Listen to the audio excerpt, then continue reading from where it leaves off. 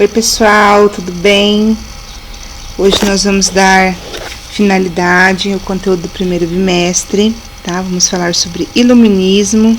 Eu gostaria que vocês pegassem a apostila de vocês na página 55. Então, qual que é o objetivo? Trabalhar o conteúdo do capítulo 24. Primeiro, conhecer e compreender os conceitos do iluminismo, compreender a conjuntura europeia em que o iluminismo se estabeleceu, analisar as principais características e os conceitos da Revolução Científica, conhecer os principais filósofos iluministas, destacando o cerne das ideias defendidas por eles, compreender o despotismo esclarecido como fruto da influência iluminista, identificar na sociedade atual os frutos do movimento iluminista. Pessoal, primeiro de tudo, qual é o conceito de iluminismo? Então, no século XVIII, na França, surgiu então uma série de questionamentos que buscavam o quê? Buscavam questionar o absolutismo, buscavam questionar todo o universo de ideias, de comportamento que havia então durante a Idade Média, né? E o iluminismo, então, ele vai surgir então como um movimento de ideias de muitas pessoas que vão passar a pensar de uma maneira diferente. Quando eu falo iluminismo, se eu tivesse um quadro aqui, eu desenharia uma luzinha para vocês, né? Uma ideia, iluminar. Quando surge uma lâmpada em cima da cabeça num desenho, você já pensa o quê? Uma ideia, veio uma luz. Então, a ideia era trazer luz à sociedade, luz ao conhecimento. Então, o iluminismo, então, ele compreende, então, como um processo histórico, né, as mudanças de pensamento da humanidade, né, para novos conceitos que estavam por vir. Então, o século XVIII é considerado o século das luzes, justamente por isso, que vai ser um século onde eles vão analisar de uma forma muito mais antropológica e vão deixar o teocentrismo de lado e o homem vai passar a ser, então, o centro das discussões. Então, a gente destaca que o iluminismo não só uma doutrina, mas foi um movimento plural, né, que possibilitou filósofos, cientistas, químicos, bioquímicos, artistas, a ciência em si, ela vai surgir aí como uma maneira de ampliar o pensamento, ampliar as grandes questões que estavam por trás do contexto humano. E o mundo vai se transformar muito a partir desse novo pensar, né, do homem, né? Desde o século XV já estava havendo a descoberta de novos territórios, né? A Ásia, a África, a América, a descoberta de novos territórios também vai contribuir para que as pessoas mudem os seus pensamentos, mudem a sua forma de ver o mundo e acabem contrapondo o mito ao conhecimento. A ciência, então, ela vai deixar de ser algo perseguido, combatido, né? E vai começar a ser algo valorizado. Né? Nesse sentido, então, nós temos uma revolução científica. Na página 56 tem o início ali do conceito da revolução científica, né? Que ele vai, então, contribuir para o desenvolvimento humano, né? E a valorização do homem, né, enquanto centro das grandes questões. Nós também temos uma grande questão que envolve a reforma protestante, que também vai fazer com que haja o desenvolvimento crítico, né, e o racionalismo, porque as pessoas elas vão passar, então, a ter uma nova visão em relação a Deus, em relação à religião, e, enfim. Então, entre os séculos XVI e XVIII, então, no campo da ciência, nós vamos ver aí mudanças assim extraordinárias, pessoas extraordinárias, pessoas incríveis surgindo aí, trazendo conhecimento à sombra, né, da ignorância, né? Surge o heliocentrismo, leis matemáticas, a geometria, o empirismo, o racionalismo, muitas invenções então vai surgir nesse período aí chamado iluminismo.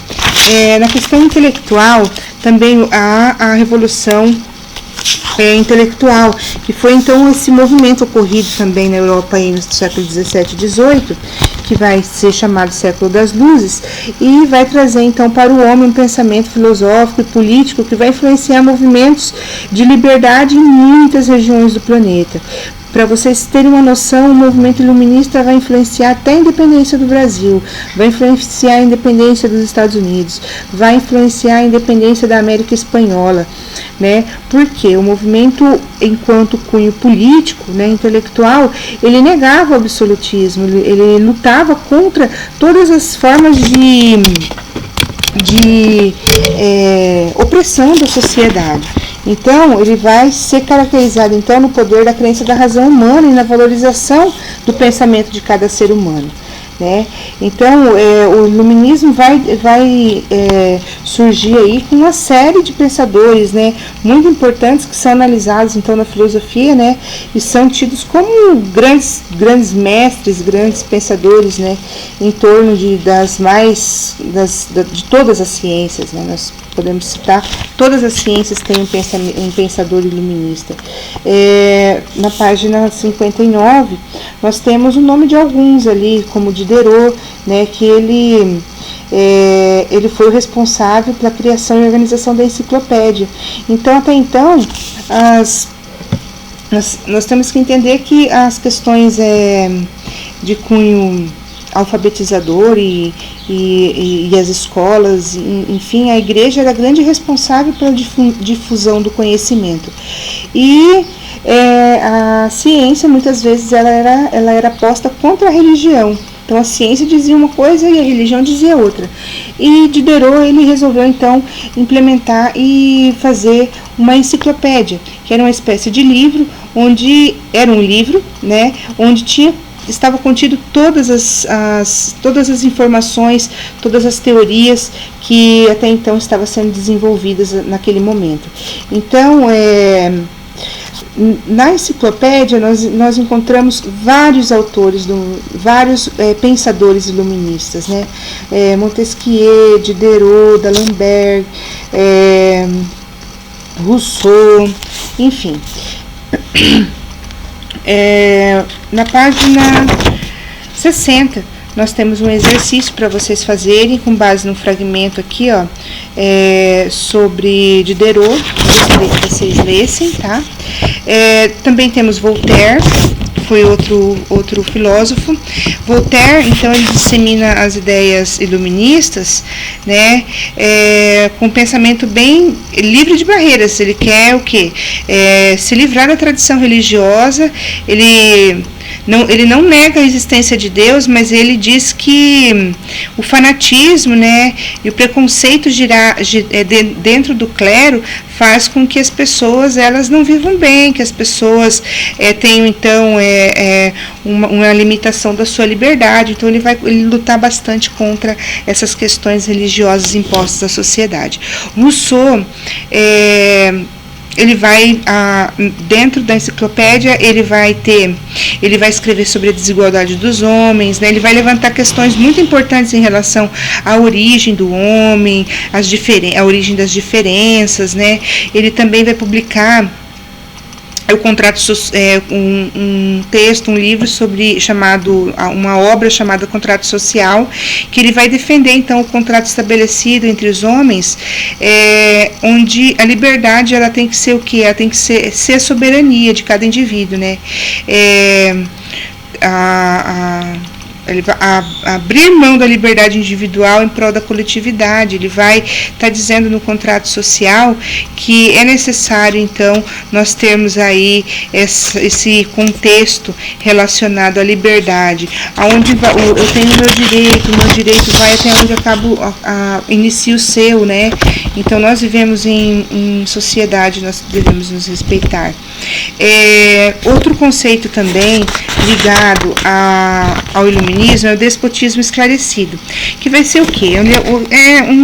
É um termo que vai surgir então no século XIX para identificar os reis europeus, né, que de diferentes formas eles vão aplicar para eles os preceitos iluministas dentro dos seus governos. Então, apesar do iluminismo ser contra o absolutismo, né, porque o iluminismo ele é contra o absolutismo, tanto é que Montesquieu ele vai difundir então a ideia de divisão dos poderes, né? Mas Surgiu então nesse momento um outro movimento em contrapartida ao iluminismo chamado despotismo esclarecido, onde os reis eles vão se apossar do iluminismo para inserir uma lógica absolutista sobre o iluminismo. Então, o que eles vão dizer nesse sentido? Que a filosofia iluminista, né, ela pode ser aplicada dentro do iluminismo, dentro do absolutismo, né, na administração dos estados, que o objetivo é fortalecer primeiro o Estado e, consequente, o próprio poder. Então, houve então nessa questão dos déspotas esclarecidos, dos reis esclarecidos, uma influência então de centralização política e também crítica ao antigo regime, né, e adoção de medidas liberais, né. Os reis então eles vão se apossar do iluminismo para assim modernizar os seus governos, né? Nesse sentido de modernizar, entra aí um termo mais liberal. Eles vão começar a ser menos ditadores, eles vão começar a pensar nas doutrinas fisiocráticas, que vão priorizar a questão da terra como fonte de riqueza, a agricultura como uma atividade produtiva, vai ampliar a questão da agricultura, da indústria, do comércio.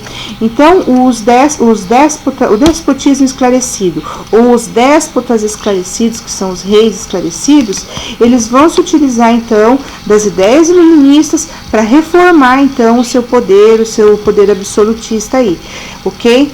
Então, no sentido, então, de adotar alguns ideais iluministas, os soberanos, os reis, eles não deixavam de lado o seu poder absolutista, não. Ele continuava sendo o detentor do poder, né? E os filósofos iluministas batiam em cima e criticavam os déspotas esclarecidos, né? Enfim, aquela corrente, né? Dos que eram a favor, dos que eram contra. Na página 63 nós temos ali alguns exemplos de déspotas esclarecidos, né? Por exemplo, na 62, 63, começando na 62, na Áustria, José II, ele introduziu reformas para modernizar o quase medieval Estado austríaco. Entre as reformas, ele institucionalizou a tolerância religiosa, extinguiu a servidão. Então, assim, vão ser reformas que os governos absolutistas vão começar a implementar nos seus governos. Catarina II, né, também ela vai modernizar a Rússia, introduzir mudanças significativas nos polos de mineração, na indústria metalúrgica. Em Portugal, José de Carvalho e Melo, conhecido como Marquês de Pombal, ele vai instituir várias reformas que vão buscar racionalizar a administração e fortalecer o poder da coroa portuguesa. Nós temos até o exemplo, então, de Marquês de Pombal. Ele também vai modernizar algumas questões aqui no Brasil, principalmente ligadas à questão educacional. Então, tem um historiador bem interessante, que é o Francisco Falcon, que ele vai apresentar algumas características das realizações de Pombal, né, que é a ampliação de bases financeiras por meio de incentivo à expansão do comércio, da marinha, aumento da produção agrícola, de manufaturas, diminuição do poder da igreja aqui no Brasil, né, enfim. Ele vai iniciar uma perseguição aos jesuítas também, isso é um contexto bem importante que nós temos que entender, tá? No qual ele vai acabar expulsando os jesuítas em 1759, implantando uma reforma de ensino no Brasil. No Brasil, então, as questões relacionadas ao Marquês de Pombal se concretiza bastante com um maior controle econômico sobre os impostos e as taxas cobradas pela coroa aqui no Brasil, né? Por exemplo, eles foram criados também nesse período pombalino, a criação das companhias de Grão-Pará e do Maranhão, para estimular o comércio nacional, né, com os britânicos. Enfim, a educação, quando eu falo das reformas pombalinas relacionadas à educação, nós temos a educação passou a ser, então, uma responsabilidade do governo de Portugal e não mais da igreja. Tem um historiador muito famoso que fala sobre isso, que é Kennedy Maxwell, que falam que as reformas de Pombal visaram 3 objetivos principais, que era trazer a educação para o controle do Estado, secundarizar a educação e padronizar o currículo. Com a expulsão dos jesuítas, o ensino passou a ser administrado por um funcionário da coroa. Então, a partir das instituições de um déspota esclarecido, como foi então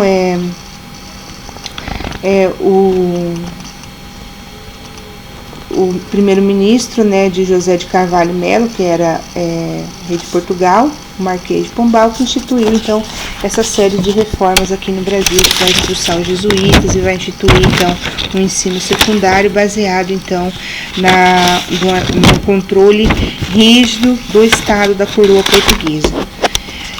Pessoal, na página 63 nós temos ali 4 exercícios, tá? Eu gostaria que vocês lessem o conteúdo, que eu acabei de explicar para vocês, tá? Desculpa pelos erros aí, aqui tá tudo bem improvisado, mas talvez as outras aulas serão melhores, mas é esse o conteúdo sobre o iluminismo, da página 55, ok? Até a página 63, ok? Daí na 63 mesmo começa as atividades. Eu gostaria que vocês respondessem as atividades, tá? E passassem para mim uma devolutiva, uma foto da resolução das atividades, das dúvidas, o que vocês não entenderam, alguma questão que vocês queiram levantar, tá? Então é isso, um abraço para vocês, fiquem com Deus, até a próxima aula.